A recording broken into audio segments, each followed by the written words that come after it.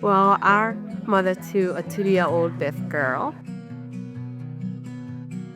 and ever since the time that she was deaf, we've been learning sign language and finding programs that support, her deafness and her language. And we've gone to a couple libraries, we're living with it. And the program there is amazing. So the librarian signs and tries to meet me.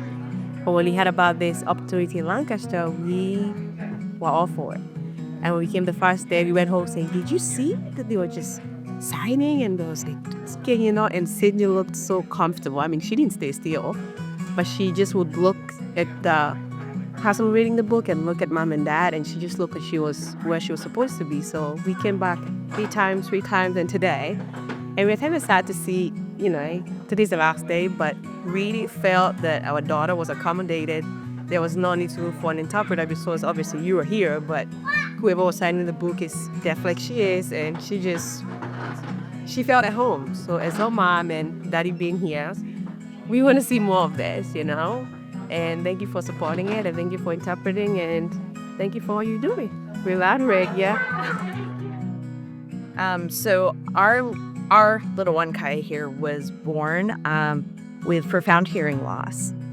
So since she's deaf, she connects with a lot of early intervention services in York County for us. But there's not a ton of ASL events for kids in her age group. So when we heard about this ASL Storytime, we got really excited. One of the things we knew kind of from the beginning was that we wanted to expose her to a lot of sign language and ASL.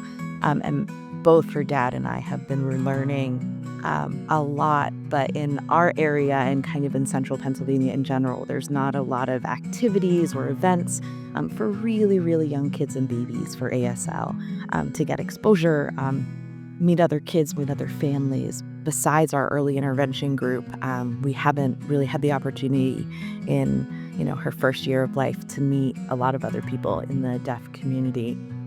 So having this story time at a library that was close enough to us to drive through to has been an absolutely wonderful experience.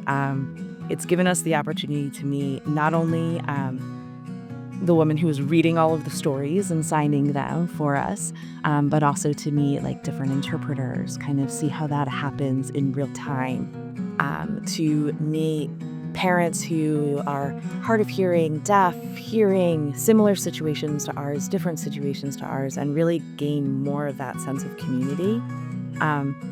Having an interpreter here, it's really given it a feeling that it's true two-way communication.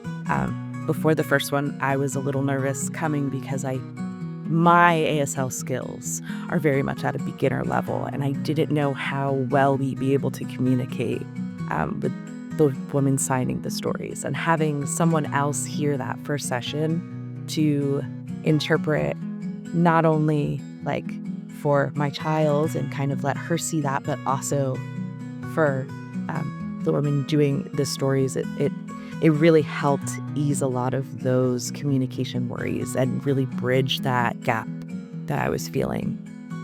So it's been great. It's been wonderful for our daughter because she's been exposed to sign language and is getting that passive linguistic acquisition experience that's so important in young kids. And we've loved coming every week. So.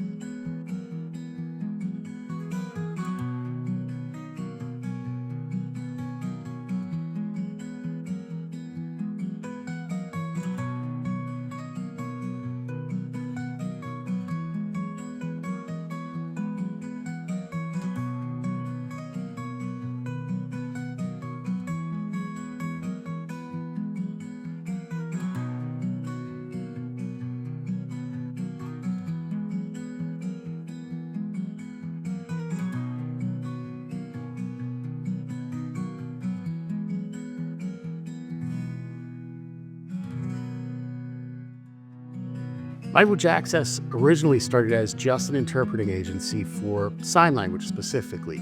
However, as we were more involved in the deaf community, we noticed that there were some gaps, specifically with families, where part of the family was hearing, part of the family was deaf.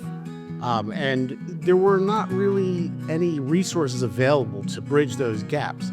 So Language Access decided to reach out to some of the community members, one being the Lancaster Library. We got in touch with the library and discussed having some different events for the deaf, and specifically really to bring the family as a whole together.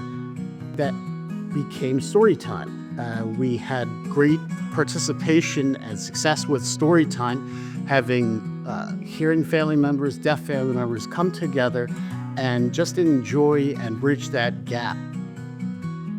It was so successful that we're discussing now further events that are going to be coming up in Lancaster, Harrisburg, York areas. So hopefully in the near future, you'll be seeing more sign language events.